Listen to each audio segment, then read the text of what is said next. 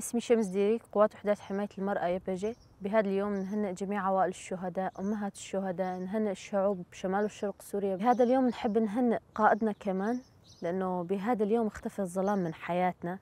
اليوم اللي أشعل فيه كاوح حداد النور، ورجع الشهيد مظلوم دوغان أشعل فيه النور مرة تانية. ولا زلنا بكل سنة عم نشعل نفس النور، ورح نستمر بإشعال هذا النور كل سنة، لكل مرأة، لكل طفل كمان، لكل إنسان يدور على السلام.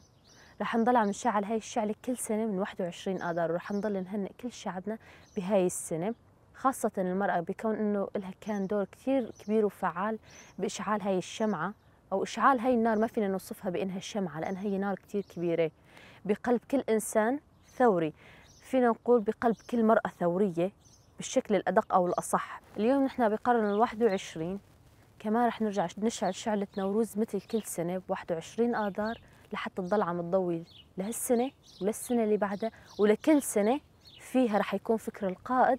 رح تضل شاعلة هاي الشعلة، رح تضل مضوية، رح نضل نصنع من الموت حياة لحتى نوصل للنصر اللي بدنا إياه، النصر اللي يوصل لكل الشعوب للسلام وأخوة الشعوب، النصر يلي ما يكون فيه ظلم، يلي يخلي هذا النور فعلا يسطع مثل مساطع شمسنا، مثل مساطع فكر قائدنا كمان.